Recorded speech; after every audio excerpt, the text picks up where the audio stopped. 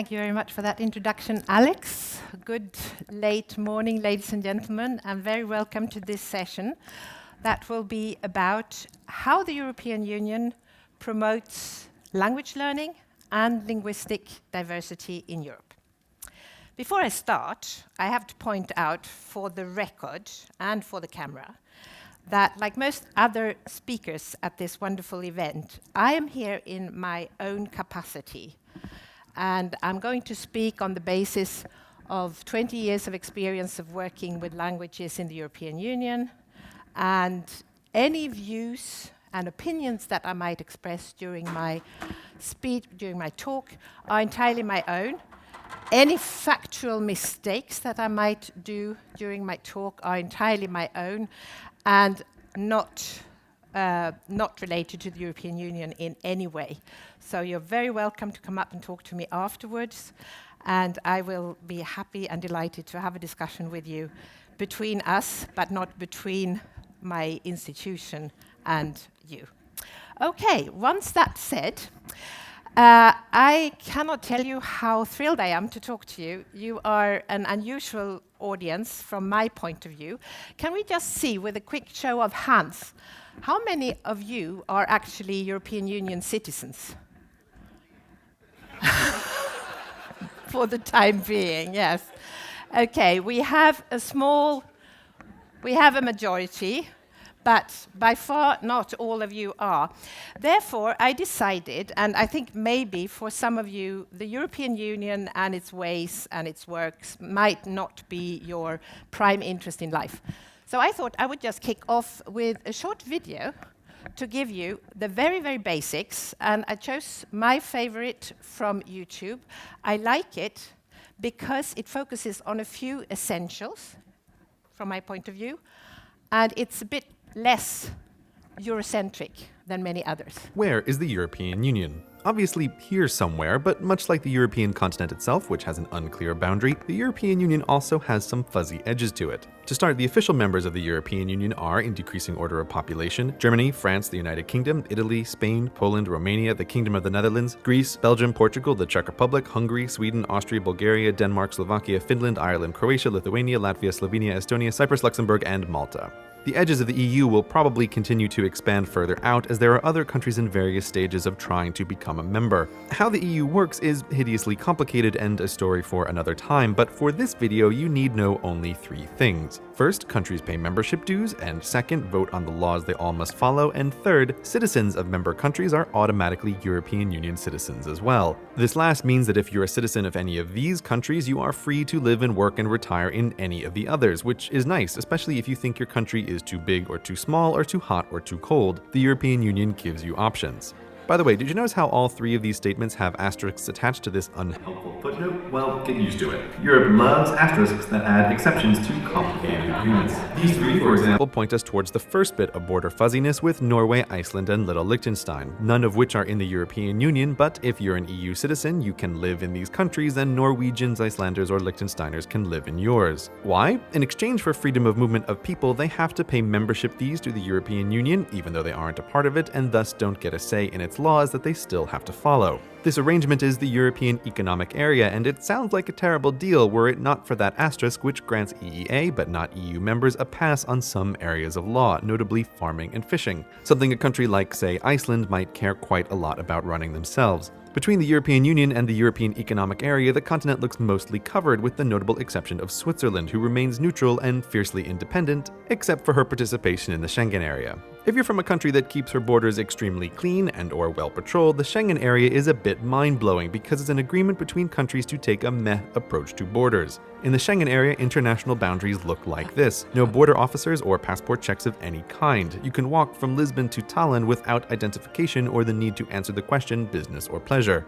For Switzerland, being part of Schengen but not part of the European Union means that non-Swiss can check in any time they like, but they can never stay. This kumbaya approach to borders isn't appreciated by everyone in the EU, most loudly the United Kingdom and Ireland, who argue that islands are different. Thus, to get onto these fair isles, you'll need a passport and a good reason. Britannia's reluctance to get fully involved with the EU brings us to the next topic, money. The European Union has its own fancy currency, the euro, used by the majority but not all of the European Union members. This This economic union is called the Eurozone, and to join, a country must first reach certain financial goals. And lying about reaching those goals is certainly not something anyone would do. Most of the non-Eurozone members, when they meet the goals, will ditch their local currency in favor of the euro, but 3 of them, Denmark, Sweden, and of course the United Kingdom, have asterisks attached to the euro section of the treaty, giving them a permanent opt-out. And weirdly, 4 tiny European countries, Andorra, San Marino, Monaco, and Vatican City, have an asterisk giving them the exact reverse: the right to print and use euros as their money, despite not being in the European Union at all.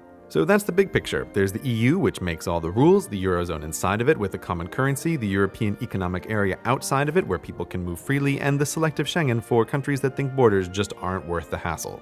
As you can see, there's some strange overlap with these borders, but we're not done talking about complications by a long shot, once again, because empire. So Portugal and Spain have islands from their colonial days that they've never parted with. These are the Madeira and Canary Islands off the coast of Africa and the Azores well into the Atlantic. Because these islands are Spanish and Portuguese, they're part of the European Union as well. Adding a few islands to the EU's borders isn't a big deal until you consider France, the queen of not letting go. She still holds on to a bunch of islands in the Caribbean, Reunion off the coast of Madagascar, and French Guiana in South America. As far as France is concerned, these are France too, which single-handedly extends the edge-to-edge distance of the European Union across a third of the Earth's circumference. Collectively, these bits of France, Spain, and Portugal are called the outermost regions, and they're the result of the simple answer to empire: just keep it. On the other hand, there's the United Kingdom, the master of maintaining complicated relationships with her quasi-former lands, and she's by no means alone in this on such an empire-happy continent. The Netherlands and Denmark and France, again, all have what the European Union calls overseas territories. They're not part of the European Union, instead they're a bottomless well of asterisks due to their complicated relationships with both the European Union and their associated countries, which makes it hard to say anything meaningful about them as a group, but in general, European Union law doesn't apply to these places, though in general, the people who live there are European Union citizens because in general, they have the citizenship of their associated country, so in general, they can live anywhere in the EU they want, but in general, other European Union citizens can't freely move to these territories, which makes these places a weird, semi-permeable membrane of the European Union proper, and the final part we're going to talk about in detail, even though there are still many more one-off asterisks you might stumble upon, such as the Isle of Man, or those Spanish cities in North Africa, or Gibraltar, who pretends to be part of southwest England sometimes, or that region in Greece where it's totally legal to ban women, or Saba and friends, who are part of the Netherlands and so should be part of the EU but aren't, or the Faroe Islands, upon which while citizens of Denmark live, they lose their EU citizenship, and on it goes. These asterisks almost never end, but this video must.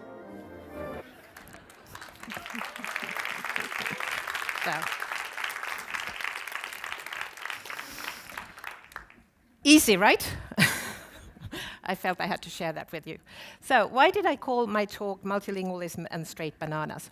Well, the fact is that myths and half-truths and alternative facts, they are phenomena that have unfortunately been accompanying the European Union all through its first 60 years of history. You know that we're celebrating the 60-year anniversary of the European Union this year, so it's also a big year for the European Union. These 60 years have been riddled with myths, and the most famous of all myths, the queen of the myths, is the famous banana myths. Did you know that there are several websites that do exactly, that have one point only, and that is to explain the background of these myths, how did they appear, what do they actually mean, and what is true, because we all know that there is always a degree of truth in any myth in the world. So this website exists, and I can only encourage you to look them up. This particular one is from the UK. It has been run over a long time by my colleagues at the European Commission's representation in London, and I think Paul Kay, where are you? My colleague from London has been contributing over the years to trying to detangle some of these famous myths. I have an awful lot of slides to get through, but I still would like to share a few with you because I just find them so absolutely incredibly fantastic. These are all headlines that you have found in the tabloid press over the years that of the UK citizenship, of the UK membership of the European Union. Listen to this. EU safety directives to ban playgrounds, trapeze artists, and bagpipes. That was from August 2005. EU to ban prawn cocktail crisps. EU bans children from blowing up balloons. Or this one, La France, EU threatens the future of Chanel. And Dior perfumes. So these are all just examples of things that you can find on this wonderful website. And of course, the most famous one of all, the one about the straight bananas. I'm going to explain to you in a little while what the link is between myths and multilingualism. But be mindful of this. The myth of the straight banana, it was created in 1994 on the basis of a situation which is very, very typical, where the member state governments and the industry asked the Council of Ministers, that is all the ministers of agriculture from all member states, to prepare a regulation laying down EU quality standards. And far from being an interference in trade, these norms like these, have the purpose to facilitate trade throughout the community. But of course, the myth just lingered on. This is what the EU do. They measure bananas. And it just went on and on over the years. So from 1994, when it was first created, it just wasn't possible to stop. And then it came up again in connection with the Brexit debate, of course. And sometimes you thought that all this debate was about was bananas. And I apologize for the quality here, but I thought it was quite funny that this guy tweeted with the same picture as I chose. And his take on it is that the whole reason for the success of the Leave campaign had to do with bananas. Well, be it as it may, we are now going to talk about languages for the rest of the time that I have here. Because language issues, you should know, have also given rise to a number of quite interesting myths. Let me first explain to you just how important languages are to the European Union. We didn't want, or the founding fathers of the European Union did not want this kind of discussion. So it was a very, very different background thought. I'm going to skip this one, but just to show you that linguistic fundamentalism comes in all colors, forms, and shapes. Languages are, ladies and gentlemen, highly, highly political from start to finish. Languages have been used from the beginning of time to mark borders, to exercise power, to define the differences between the ones that have and the ones that have not, the ones that should and the ones that shouldn't. And this, unfortunately, goes on still today. This even penetrates all the way into the schoolyards with the very youngest children. And for those of you who came to the previous talk in this room, there is no doubt that this is the absolute opposite to what we were all talking about in that session. This is about not encouraging, not enhancing, but oppressing one language. So this is exactly what the EU did not want, and that is why the very first regulation ever adopted by the European Union had to do with languages. And this was the original wording of that famous Council Regulation number 1 from 1958, the original version. It pointed out that the official languages and working languages of the European Union should be all the 4 official languages that the then 6 member states back in 1958 had agreed to bring in to the Union. Okay? Since then, we've had a tremendous number of enlargements of the European Union, haven't we? With the notable highlight there to the left, the green row, which we sometimes call the Big Bang, when we went from 11 to, if I'm not mistaken, 22 official languages overnight. Sorry? 20? Thank you. So that was in 2004. Yes, today we have 24 official languages today, with Croatian being the latest one that came in with the membership of Croatia on the 1st of July 2013. And on it goes, because, ladies and gentlemen, this is now the latest wording of the famous Regulation 1, and this is a non-negotiable. I mean, no, it's not a non-negotiable, because the official languages are negotiated as part of the package every time a new country comes into the European Union. But the idea that this should be too complicated or too expensive or just impossible to manage is not on the agenda of these negotiations. And that leads me to another quite powerful myth, and that is about the complications. That is about, this is an impossible situation. It cannot go on like that. The European Union has to make up its mind. It cannot just continue adding and adding and adding. And what does it all cost? This is the taxpayers' money. Well, the fact is that it costs about 1 billion euros a year. And that is the cost for all the combined language services together. So 1 billion, is that a lot? Is that not much? Depends on the perspective. Just to give you a comparison, the Erasmus Plus program, which is a very, very small program in the big picture of the European Union, gives out about 1.5 billion every year for education projects every year. The cost is, if you like, about 2 euros. You cannot get a cup of coffee for 2 euros in Reykjavik, that's for sure. But you can get translation and interpretation, and you can get books and things translated into 24 languages, left, right, and center.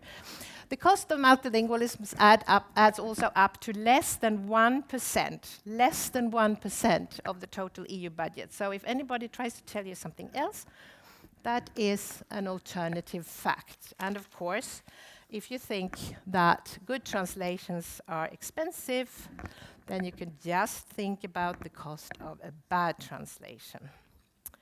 We don't do bad translations. Okay, but that's now enough about the institutional side of things.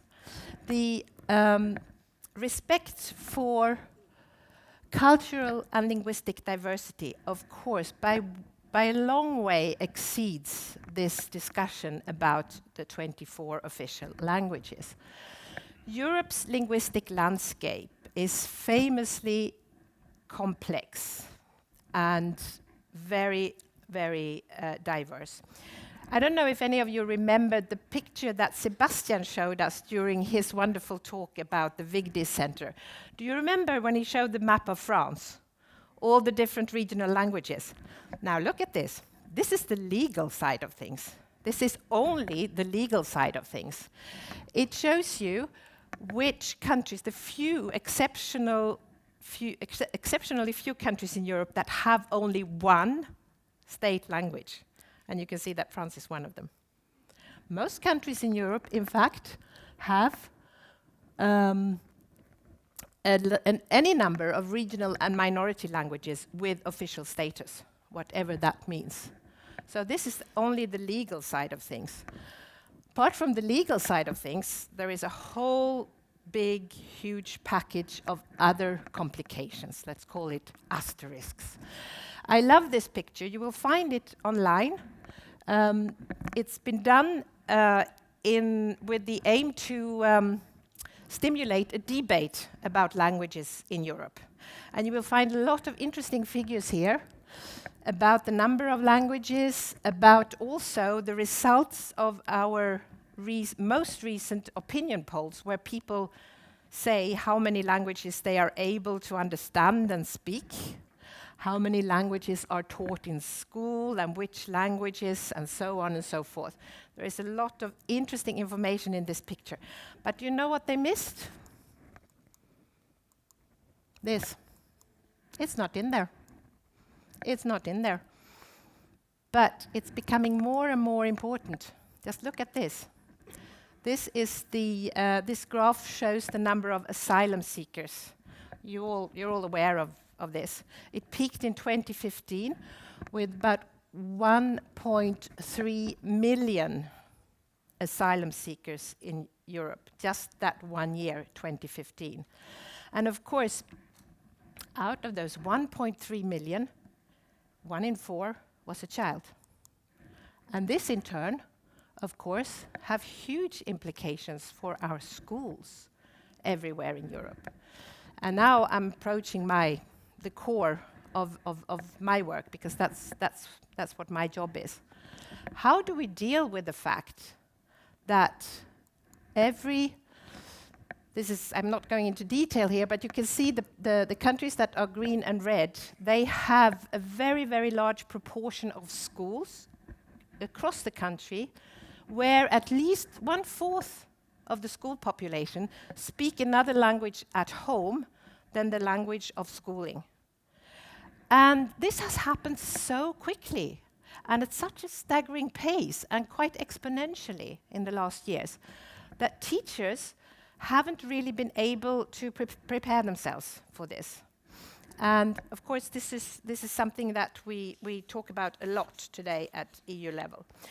But let me go back to the basics of our policy for teaching and learning languages.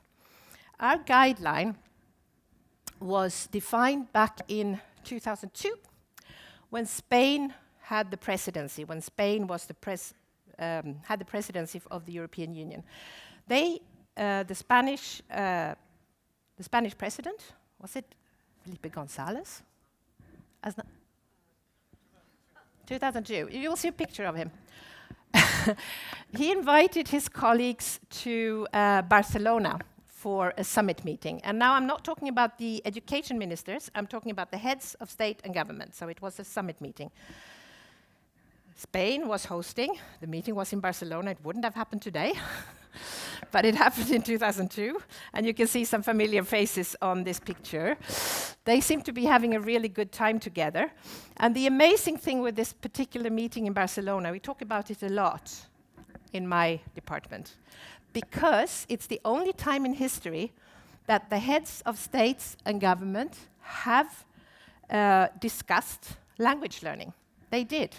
And this is a very, very interesting statement, ladies and gentlemen, because if you read it, you can see that languages, this was a commitment of the very highest political top of all the member states that we had before the Big Bang, right, in 2002. And they said that languages are to be considered as basic skills. And to improve the mastery of basic skills, we should in particular teach at least 2 foreign languages from a very early age. So this was quite a strong statement. And it did have immediate effects on school curricula. These little nice maps that I show, they come from a very recent report from our Eurydice data collecting and analyzing department. It's called Eurydice. If you're interested, their report came in May this year, in 2017, their latest update. They call it Key Data on Teaching Languages in Schools in Europe. It's a huge report. So you won't want to read all of it. It's more than 100 pages. But we've made this little brief on the key data, which I think we are out of it here. I did bring quite a few, but I don't think there are any more. This is the last one left. But you can find it all online, and you will it's really a wealth of information. One of the things you will see there, and this is really an exercise of find the faults, find the differences, right? You see 2003 to the left and 2016 to the right. And you can see all these blue countries now start teaching the first foreign language at a very young age in primary. They didn't then, but they do now. So that has actually had, that is one of the biggest trends that we see in the time since the famous Barcelona Declaration of the heads of state and government. Yes, we want to start earlier. So they do. But which language do they teach? Yeah. So that is, of course, the other side of the coin. It goes to show that English has become even more important than it was in the past. Everybody wants to emphasize the English language. So it's fair to say that everybody outside of the English-speaking world does in fact learn English in school. They start early and they take it with them up through secondary level. So what about the second foreign language? They said at least 2, right? So let's look at the second foreign language. We have an EU average of 59, just under 60%. Maybe not so bad. There are huge differences across Europe. The problem with this is, and you will see this in our analysis of this Eurydice key data report, the level of ambition for the second foreign language. I hear some yeses around. I'm sure we have many language teachers around. You know, they start because they have to, and then they do it for a couple of years, and then they drop it because it's just too much hassle. So no, let's rather stick to English. And so that's one problem, the low level of ambition. The other problem is, what do they actually manage to learn in school? I mean, this is the interesting thing in a group of polyglots. Most of you, no, all of you, you are polyglots not solely because of what you learned in school, right? So it has to come from somewhere else. But there is school, and there is a considerable amount of resources put into language teaching and learning in schools. And there are wonderful language teachers out there, everywhere in the schools. Our problem is that we do not have any instrument to survey the result of the teaching. So we know what is being put in, but we don't know what comes out in the form of good language competencies. We have made only one survey on this, a PISA-like kind of survey on 15-year-olds, not in all countries, because they didn't all want to join, but in quite a few. The results, ladies and gentlemen, were not very encouraging. Actually, we were gobsmacked, because we had always thought that, yeah, okay, the older generations, they may not have very good English competencies, but the 15-year-olds, they can all do this, that, and the other. Wrong.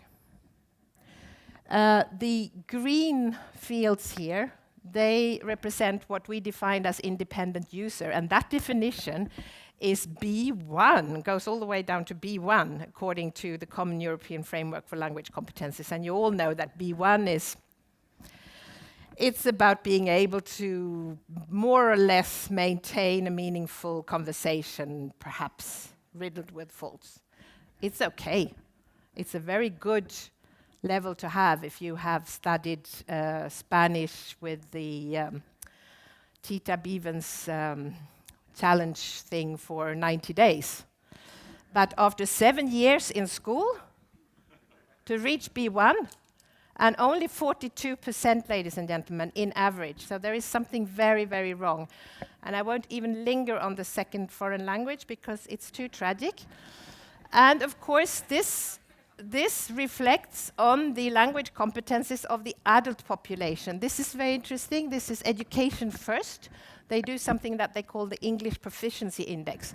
It's all functional. It's all about labor market. It's all about the fact that everybody needs to be proficient in English to have a proper chance in the world today. And this, ladies and gentlemen, is how it looks. I don't know how much of Spain's GDP comes from tourism, but still today, their level of English is low. It's low. It's not even moderate. Okay? So this is something absolutely mind-blowing. Why is it like that? They start learning English earlier and earlier, and they come out and they cannot speak English. It's a mystery. It's a real riddle. And it's, of course, something that people love to talk about. And they say, because we have a problem with English, we have to focus even more on English. And why does the European Union bother with this talk about multilingualism when we should all be talking English together? You see, 3,049 comments. So this interesting website that I told you about, you can Google it, Debating Europe. They managed to get a lot of passion into this discussion. And there were a lot of people that actually thought that we should all only focus on English. But you don't need to worry. It's not going to happen.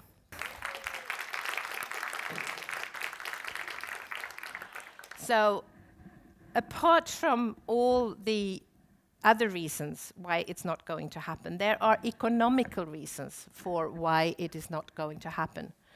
2006 is not that long ago. We did a survey on the effects of the European economy on shortages of foreign language skills in enterprise. It is a very massive study. It's built on interviews with no less than 2,000 SMEs in Europe. And this is what they found out.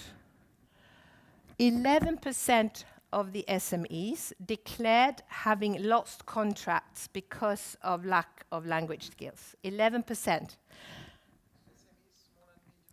Sorry, small and medium-sized enterprises. Yes. So that is the backbone of the European economy, if you like.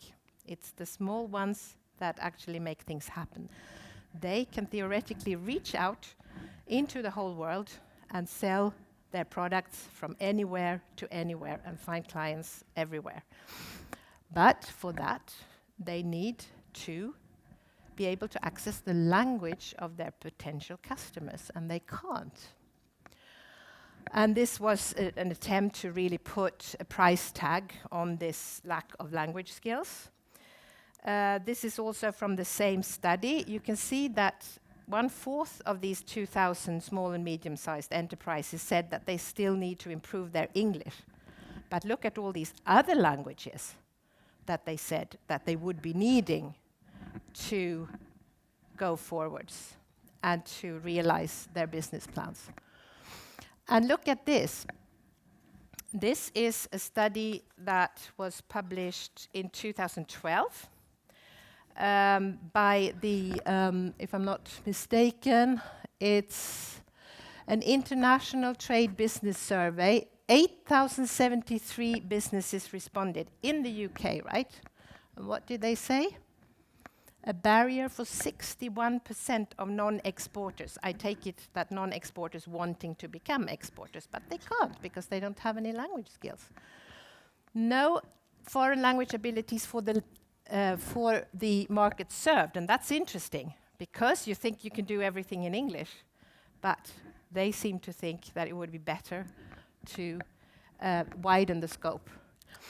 And interestingly, the largest language deficits are on the fastest developing markets. So it's a very mixed blessing to be a native English-speaking country. And the OECD, the same year in 2012, they went on to say that one language is not enough. Okay? So we have plenty of evidence that shows that a monolingual English strategy is really not a good idea at all.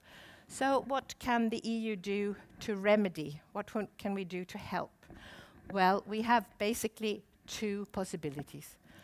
We have, yes, on one hand, we have what we call policy cooperation. We're talking about education, ladies and gentlemen. That is an area where the European Union has no, as we say in Eurospeak, competence to legislate. So we cannot legislate in the field of education or culture for that matter. But what we can do is to bring member states together and discuss mutual challenges and see what works well in one country and less well in another country. Guidelines, recommendations, all that kind of stuff we can do. And we have some financial instruments to work with. We also spend quite a lot of money on research, and we have the great privilege to work sometimes with some really, really good researchers and and with their help issue policy papers, recommendations. I'm looking at Thomas Bach. You will find on our little EU Languages for Life stand outside this paper, Rethinking Language Education in Schools. And I quote from the title page: "In order to benefit from language learning, you don't need to be a baby, a genius, or perfect." Quote from Dr. Thomas Bach, who will speak to you just after lunch today. So those are the kind of things that we have the pleasure of working with. We have the program. I'm not going to talk much about that because the specialists are just outside and you're very welcome to go up and talk to them. Just a couple of things I would like to mention. One is e-twinning. How many of you have experience with e-twinning? One, two, not many, okay. Then I would like you to actually find out about e-twinning, because it's a fantastic platform for teachers to get in contact with schools in other countries and do things together with the kids. All sorts of projects are possible. For inspiration, we have this generation e-twinning. At the stand, we have it in a couple of languages, and we just registered our 500,000th user last week, so we had a big celebration. So it's huge. It's very easy. It's very unbureaucratic. Simply a platform that you log on to as a teacher, and off you go. Another thing that I thought could be interesting for you to know is the School Education Gateway, which is also a fairly new platform, which is targeting teachers, school leaders, or anybody who is working in education. It is a real treasure trove of inspiration, resources. The best thing with the School Education Gateway is that it is multilingual. So you will find not everything, but a lot in all 24 official EU languages, which makes it also in itself a valuable resource in teaching, because you can switch language just with a click like that. And coming to the end, there is one thing that is very, very dear to my heart that I would like to mention. We have this activity called the European Language Label. It's also been going on for quite a long time. And it's a decentralized activity, so every member state does it a little bit differently. But it's hugely, hugely popular because it's a real grassroots movement. Anybody can be nominated for the European Language Label. There is no money involved. There is really only, or almost no money. Sometimes they get a very small money prize as well. But it's basically the honor of being awarded. And I can just say from my own perspective, my children's school is just an ordinary Belgian school in the French-speaking part of of Belgium. They are very internationally oriented, and they're very good at teaching languages, and they're very proud of that. They have been winning the European Language Label Award several times, and they always print the label on the school report. They have their own customized school report. And I see it in their school bags every day, and it just makes me feel so good because it makes them feel good, basically. It's a sign that they're doing something well. And this European language label, you should know, ladies and gentlemen, is not only for schools. It covers every educational sector. And that will actually be the end of my talk here today. I'm going to show you another video just to show you a couple of examples of projects that have been awarded the European language label lately. So enjoy.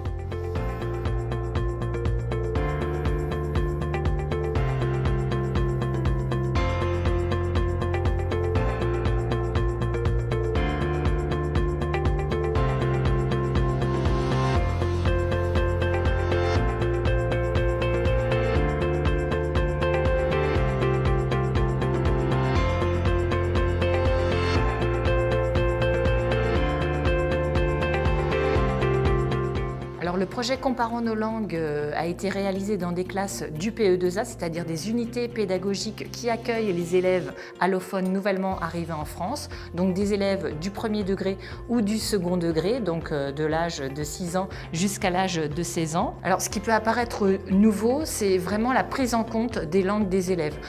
Pour la première fois, on considère en pratique qu'il est important de reconnaître les langues des élèves et que c'est un tremplin pour apprendre de nouvelles langues. Évoquer ces langues maternelles, évoquer les autres langues que le français, les autres langues qui sont pratiquées, permet aussi à l'ensemble des élèves de s'intéresser à la culture de l'autre, de se rendre compte de l'altérité culturelle qu'il y a autour d'eux. Comment fonctionne la langue, mais comment fonctionne aussi la culture de l'autre. Et ça, je crois que ça peut être aussi intéressant et efficace et rentable au niveau pédagogique et affectif. C'est très important d'apprendre les langues étrangères.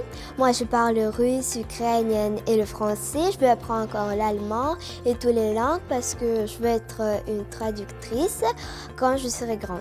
C'est important d'apprendre plusieurs langues parce que quand tu seras grand, ça va te bénéficier. C'est bien et c'est joli de les apprendre.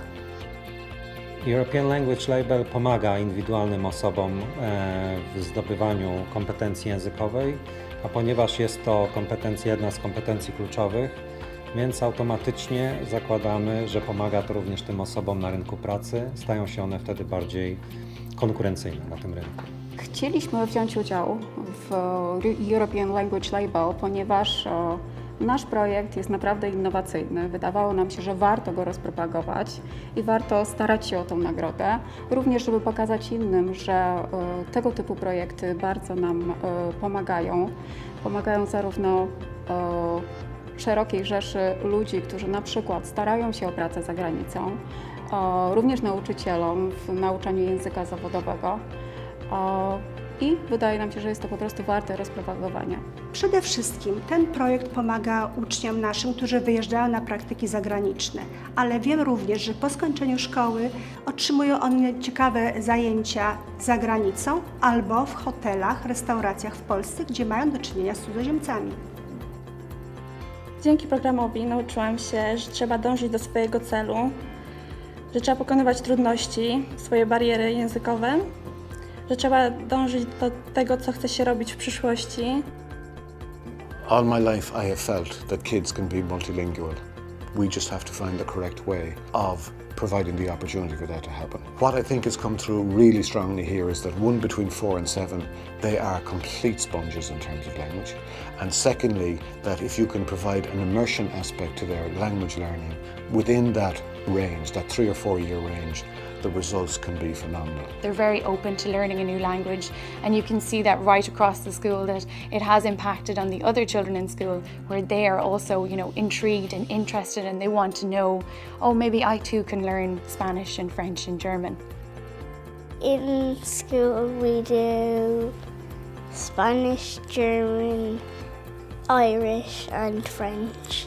If you're on holidays, so you can speak their language, and if you're asking for something but they don't understand you, you can speak in their language. My mummy and daddy used to have that as the secret language, and now I can understand them, so now they need to do spelling secret language, but then I always ask them and then they have to tell me. The Refugee Access Programme has changed the children's lives in many different ways. For some, it's taught them how to write their name, how to read a bus timetable. For some, it's helped them stay in school and do well in their exams. And for most of them, for all of them, I think it has helped them integrate into Irish society. For many of them, it's their first time being in an educational environment. So this project, I think, has been essential in terms of giving them the basic literacy tools then to carry on in life, and hopefully the language skills as well, to enter mainstream education or further education down the road. This program changed my life because it helped me to speak English and to make new friends in Ireland. I like this program. It will help me to go to school. European Language Label promuje zmianę, jest platformą dla innowacji i zmiany. You should take part in the European Language Label because it promotes fun and innovative learning in the classroom.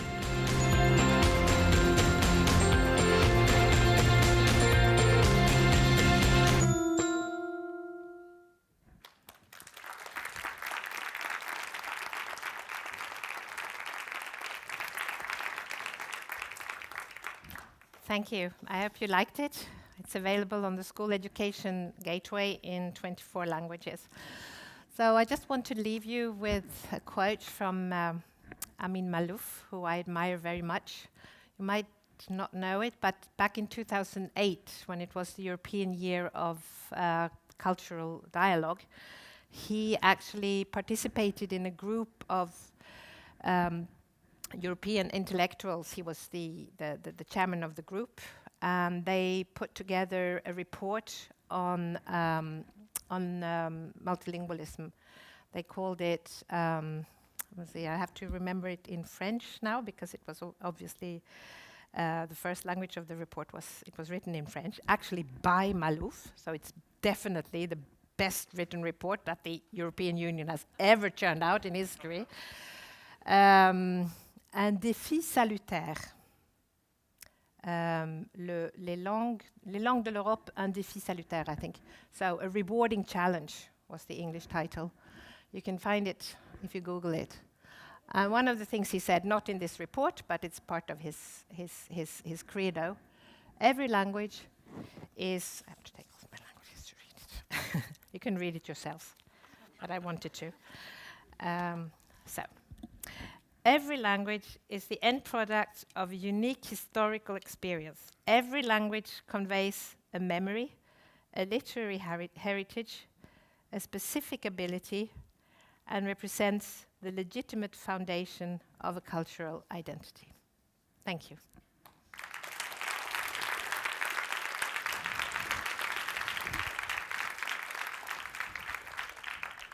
Hello. Thank you very much for the very informative but at the same time entertaining speech. It was really fun. Apparently I'm part of the 35% of Hungarians who are able to speak some other foreign language besides their own. But as a part-time researcher, I'm always wondering how this kind of samples or studies are done, because I know in my own country, if we ask a fellow Hungarian if they speak a foreign language, they will most probably say no because of modesty. So I'm wondering if this is somehow taken into account. Okay, I showed you basically the figures from the Eurobarometer of 2012, I think. And that has all the flaws you can possibly have because it's a kind of an opinion poll. You will find the exact methodology on the European Commission's website. This Eurobarometer is an instrument that they use all the time and for all different purposes. And the latest time that we asked people on their own self-perceived language skills was in 2012. So yes, you have to take all those figures with a big pinch of salt. It is an opinion poll, and it's the best we have. Hungary was not part of the European Survey on Language Competences, which was a lot more scientific, the 15-year-olds. Okay, up here. Hi. I was wondering, since you said that the EU doesn't legislate education, what was the point of the study, the learning two languages, foreign languages, and learning them earlier? Was that just so you could get an overall sense and make a recommendation, or what was the end goal of that? Well, when these top guys come together in any EU member states, so this happens periodically, at least twice every year, they come out with something that is called conclusions. And that's all it is, the conclusions of all the discussions that they had. So they agreed on a number of priorities on an agenda, and then they issue conclusions. That's not how laws are being done. The lawmaking process is something completely different, and this is not what we are going to talk about today, as they said before. But of course, when the heads of state and government put something into the conclusions of a European summit meeting, it means you, education ministers, European Commission, European Parliament, start working on this now. In some cases, they will then start legislating. In our case, we will discuss how can we achieve this. And we don't have the hard tools at our disposal, but we have soft tools. And I think I try to show you that we try to use them as well as we can. Thank you, Kristina.